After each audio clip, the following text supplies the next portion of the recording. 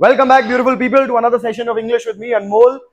In association with my tutorial, today we are continuing with our 14th lecture. 14th lecture में हम लोग cover करेंगे can, should और must. ये होते हैं modal verbs.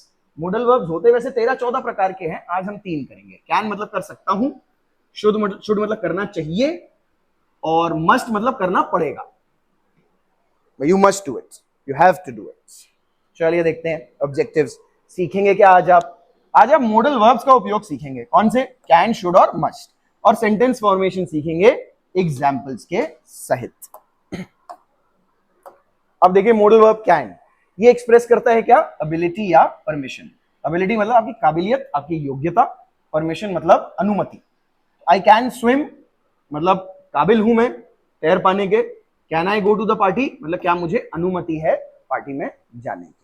I can swim, can I go to the party. ऐसे can के बाद V1 लगना है. बेसिकली इसका स्ट्रक्चर क्या है? Subject plus can plus V1. V1 मतलब कोई भी वर्ब लगा सकते हैं. अब यहाँ पे सब्जेक्ट में कोई भी सब्जेक्ट लगा सकते हैं. She can dance, he can sing, they can play, we can laugh, everything. Can I go to the party, ये क्वेश्चन बन गया. तो जो ऑक्सिलरी है, कैन है तो आखिरकार ऑक्सिलरी वर्ब, हेल्पिंग वर्ब. आपको इंटेरोगेटिव स्ट्रक्चर मैंने बताया था पहले. इंटेरोगेटिव स्ट्रक्चर के लिए ऑक्सिलरी को उठा के सब्जेक्ट से पहले लगा देते हैं. तो can she play, can she dance, ये सब क्वेश्चन बन जाएंगे. कैन आई गो, इसका स्टेटमेंट क्या है? आई कैन गो, मैं जा सकता हूं. I can go to the party, मैं जा सकता हूं. Can I go to the party, क्या मैं पार्टी जा सकता हूं? प्रश्न पूछना हो गया. अब auxiliary before the subject. Should को देखिए ऐसे. शुड होता है एडवाइस के लिए या रिकमेंडेशन के लिए कि आपको ऐसा करना चाहिए. You should eat more vegetables, आपको खाने चाहिए और ज्यादा. वही फॉर्म है इसमें भी. Subject plus should plus V1. और वही शुड को उठा के सब्जेक्ट से पहले लगा दूं तो प्रश्न बन जाएगा.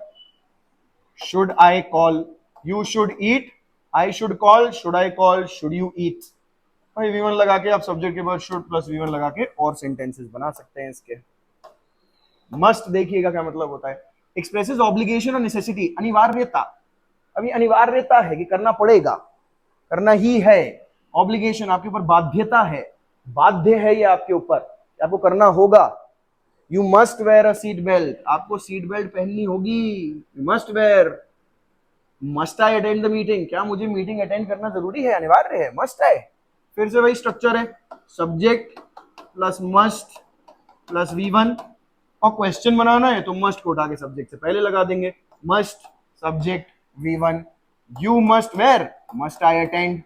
You must where a seat belt, must I attend the meeting.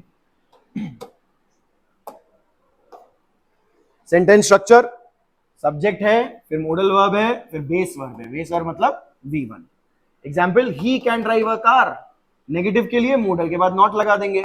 और इंटेरोगेटिव के लिए, क्योंकि अभी किया है हमने, तो लिख लेते हैं modal plus subject plus base verb. जैसे he can drive, she can not play. Can not एक साथ भी लिख सकते हैं, कैन नॉट का कांट भी कर सकते हैं. और मे नॉट को एक साथ नहीं लिखेंगे, और शुड नॉट को भी एक साथ नहीं लिखेंगे. मे नॉट का कोई कॉन्ट्रैक्शन नहीं होता है. शुड नॉट को साथ में नहीं लिख सकते हैं, और शुड नॉट को साथ में अगर लिखना है तो शुडेंट लिख सकते हैं. मे नॉट को तो लिख ही नहीं सकते. और कैन नॉट को कैन नॉट भी लिख सकते हैं ऐसे, और कांट भी लिख सकते हैं छोटा करके. और interrogative model plus subject plus base verb हो जाता है. स्पीकिंग प्रैक्टिस करें भाई. अब 3 सेंटेंसेस बनाए, कैन के, शुड के, मस्ट के, और उनको बोलने का अभ्यास करें. उसी तरह 5 वाक्य लिख के भी रखें, लिखने का भी अभ्यास करें, और भी लिखें. और अलग अलग प्रकार के वोकैबुलरी और कॉन्टेक्स्ट का उपयोग करें अलग अलग सिचुएशंस में. यह आपका होमवर्क है. एक पैराग्राफ लिखना है आपको कैन, शुड और मस्ट यूज करके. उसको प्रैक्टिस करें, जोर से पढ़ने की, जोर से पढ़वाने की प्रैक्टिस करें उसे. और काउंटेबल और अनकाउंटेबल नाउन्स प्लस क्वांटिफायर्स हैं अगले हमारे लेक्चर का टॉपिक. क्या होते हैं काउंटेबल, क्या होते हैं अनकाउंटेबल नाउन्स, क्या होते हैं क्वांटिफायर्स, इसके बारे में पढ़ेंगे हम लोग अगली बार. That's that for today. I have been Anmol, your guide on this journey to the English language and association in Math tutorial. Thank you so much for joining in, and I shall see you in the next one.